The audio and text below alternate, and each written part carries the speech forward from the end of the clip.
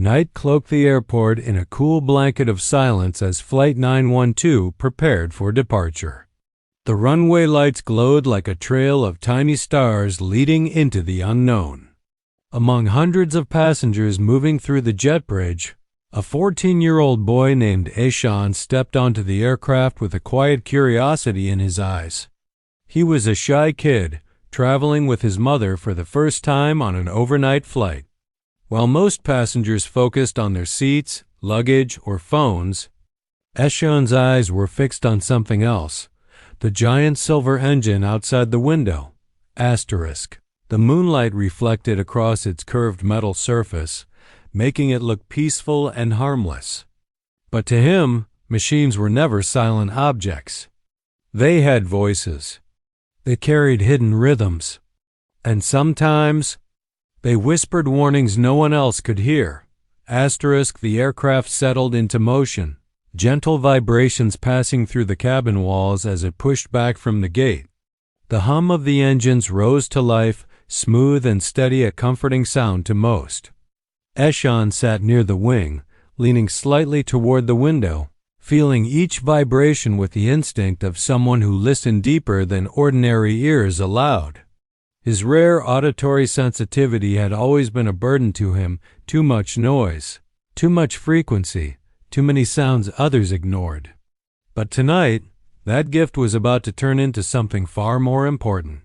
As the plane began its taxi, the familiar, continuous engine rumble blended with the soft overhead airflow. Everything seemed uniform. Everything seemed normal. Yet within those layers of sound, Aviation noticed something faint, like a soft pulse beating out of rhythm. It came from the right side engine, not loud enough for panic, not sharp enough for alarm, but clear enough for someone with heightened sensitivity to notice. A tiny tremor, a tiny flutter, a whisper.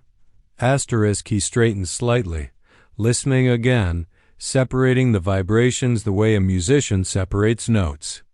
The steady hum of combustion, the whish of airflow, the slight buzzing of the cabin panels. Everything made sense. Everything had structure. But then came the irregularity. A rapid, tiny metallic tap echoing at unpredictable intervals, almost like a heartbeat skipping every few seconds. It lasted only moments before blending again under the dominant engine tone. The aircraft accelerated down the runway, the cabin pushing passengers back into their seats as the world outside blurred into streaks of light. The engine's roar thickened into power. The wheels lifted. The plane climbed. Passengers settled into a rhythm of comfort, unaware of the delicate forces carrying them higher into the night sky. But Aviation couldn't ignore what he heard. As the aircraft leveled off and the engines reduced power, the mysterious sound returned clearer than before. It wasn't constant, but it repeated, fading in and out like a coded message only he could interpret. His breathing grew heavier as he leaned toward the window again, watching the wing flex gently under the pressure of wind. Nothing looked unusual. But the sound told a different story. He closed his eyes and focused. His world shrank until nothing existed except that faint metallic fluctuation. It wasn't a normal vibration. It wasn't a routine aerodynamic resonance. It felt strained, almost like something inside the engine wanted to hold itself together, but couldn't. The cabin lights dimmed as the plane reached cruising altitude. Passengers relaxed, some wrapped in blankets, others tapping on screens or closing their eyes to sleep. Everything seemed peaceful. But Aviation's heart carried a weight that didn't belong to a child. Fear crept in, not loud, but steady. The way fear arrives when you sense danger no one else can see. He glanced at his mother, who was already drifting into sleep, unaware of the storm forming quietly in her son's thoughts. The boy tried to steady himself, convincing his mind that maybe he was overthinking. Maybe the sound was normal. Maybe the engine was fine. But 20 minutes later, The flutter returned longer this time, deeper, almost like metal rubbing against metal in a pattern that did not belong to a healthy machine. It reminded him of something he once heard during a school visit to a workshop where technicians demonstrated how small cracks in turbines produce unique frequencies. Most students barely noticed, but he never forgot that sound. This was the same. The realization brought a coldness to his fingertips. His instincts urged him to act. Even though he had no technical training, he knew what his ears were telling him. The engine had a flaw small enough not to trigger warnings, but dangerous enough to matter. It was like watching smoke coming from under a door while everyone else insisted nothing was burning. Time felt heavy. The cabin felt smaller. The hum of the aircraft transformed from a comforting noise into a layered symphony of risk. Eshan's senses grew sharper, his heartbeat syncing with the vibration patterns. Every time the engine tone shifted slightly with wind or throttle adjustments, he picked up something new, something unsettling. The plane drifted through clouds, the wings slicing through mist as the stars vanished behind the gray canvas of the night sky.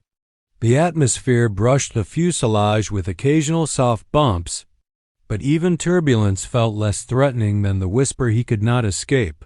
He sat completely still, trying to gather courage, trying to separate fear from instinct.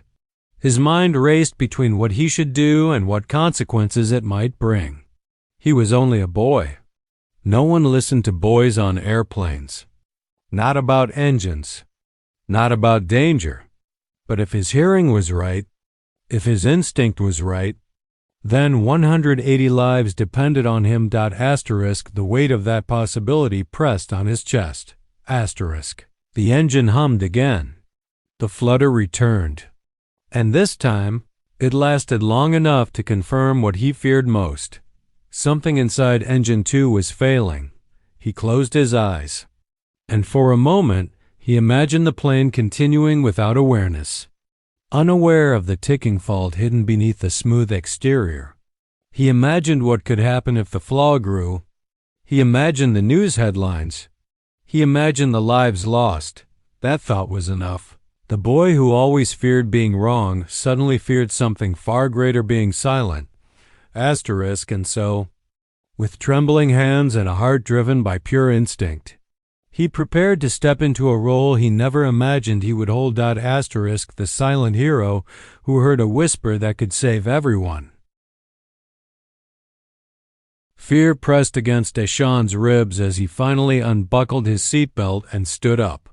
The cabin looked calm under the dim lights, passengers lost in their own worlds, unaware of the fragile thread holding them safely above the earth.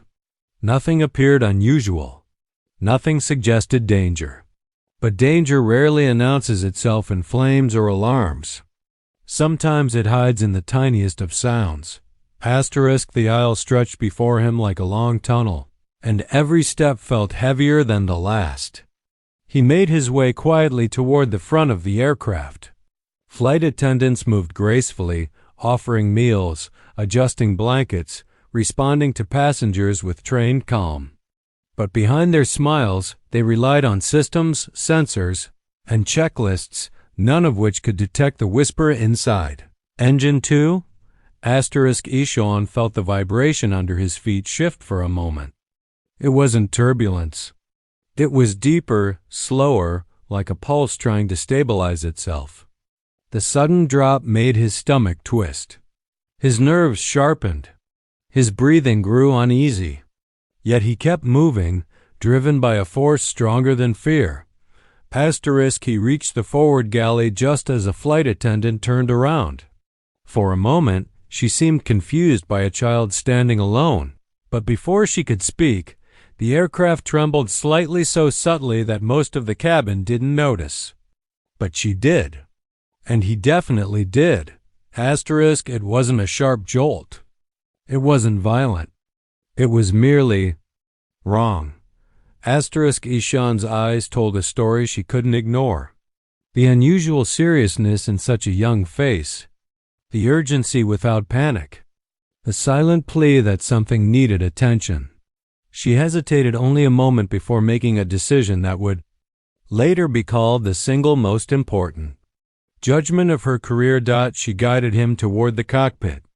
The corridor leading to the flight deck felt like the narrow hallway that separated hope from disaster. The attendants exchanged quick glances, sensing something unspoken but trusting their instincts. One of them knocked on the reinforced cockpit door, a sound that seemed to echo through Eshen's bones. The door opened just a few inches, and the captain's eyes appeared calm and professional. He stepped out when he saw the child. The moment felt suspended in air, like the brief pause before a storm strikes. Behind him. The cockpit screens glowed with steady numbers. Instruments stable. Weather normal. Autopilot engaged. Nothing wrong on paper. Nothing wrong except the truth vibrating through the boy's senses. The captain listened. Not through words, but through the seriousness reflected in the child's posture, the fear beneath his silence, the urgency in his hands. He observed the boy closely, studying the tension in his breathing, the focus in his eyes. Pilots know one thing well. Real fear behaves differently from imagined fear. Something about the boy unsettled him, not in a threatening way, but in a way that suggested intuition sharper than most adults possessed. He stepped back and opened the cockpit door wider. Ashan entered. The cockpit felt like another world. It smelled of metal, electronics, and concentration. City lights thousands of feet below looked like a distant dream. Inside, the air was loaded with responsibility. The captain returned to his seat. The first officer monitored the screens. Everything continued in perfect symmetry. But then it happened again. A shiver. A momentary shift in engine frequency. A faint tremor that passed through the airframe like a warning from the aircraft itself. The captain looked at the instruments. Nothing abnormal. But Eshen felt it. And the captain saw him react before the vibration even settled. In that instant, something inside the captain changed. Instinct turned into decision. Even without a spoken word, Eshen's presence carried meaning. His senses were tuned to something invisible, something the instruments hadn't caught yet. And for the first time since takeoff, the captain felt the faint touch of unease. He acknowledged the possibility that this small boy had detected something they could not. He reached for the overhead panel. He began a series of manual cross-checks. He reduced engine thrust slightly. He monitored vibration levels more frequently. And in those small decisions, he unknowingly set the stage for saving an entire aircraft. 30 minutes later, the calm sky betrayed its quiet oath. A soft, rhythmic vibration crept into the fuselage, subtle, barely noticeable, almost like the engine was whispering through the metal frame. It repeated at uneven intervals. It was no longer the faint flutter Eshen had heard earlier. It had grown, strengthened, deepened. This time, the captain felt it too. It wasn't loud enough to startle the passengers. The flight attendants continued walking. Drinks still poured, lullabies still played in headphones, but inside the cockpit everything changed. Readings began to shift, but only by decimals. Small enough to blame on weather, small enough to ignore ... But the captain knew that aviation disasters often begin with small readings.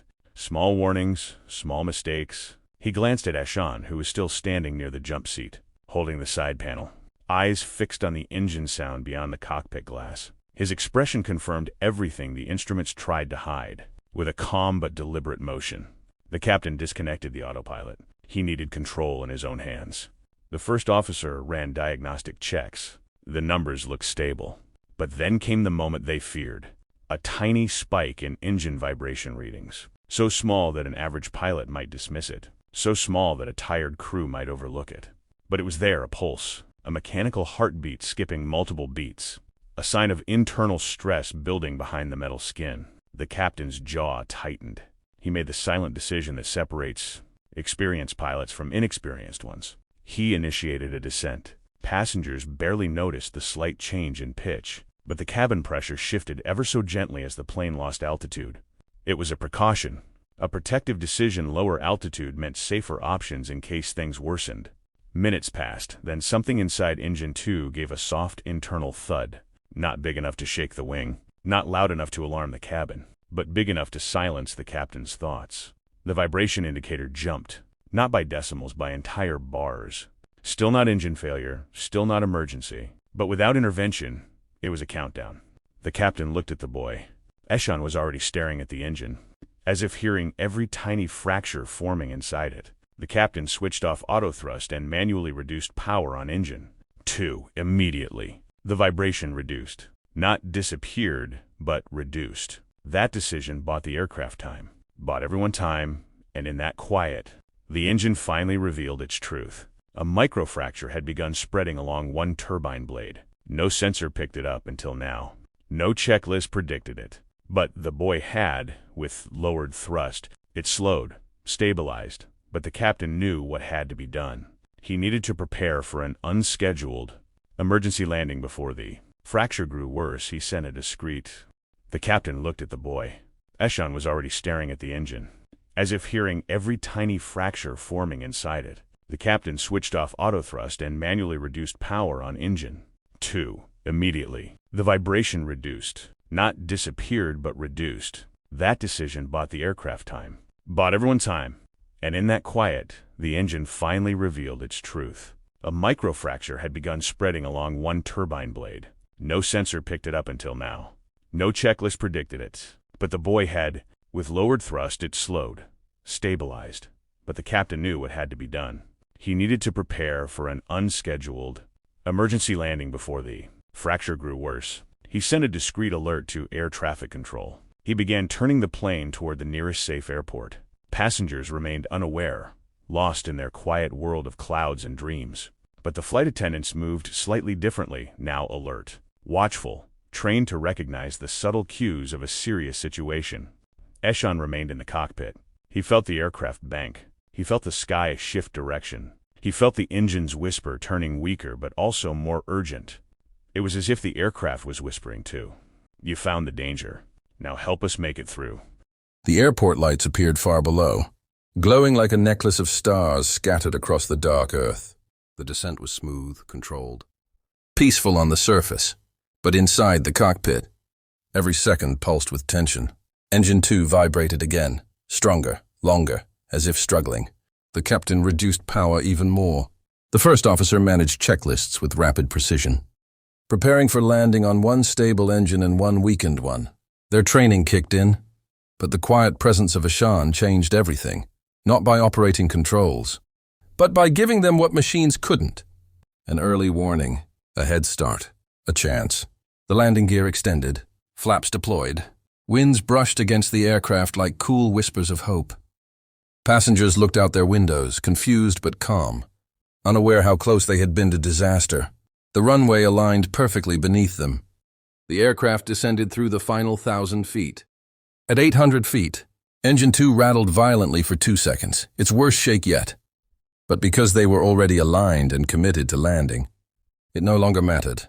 The worst moment came at the safest time possible.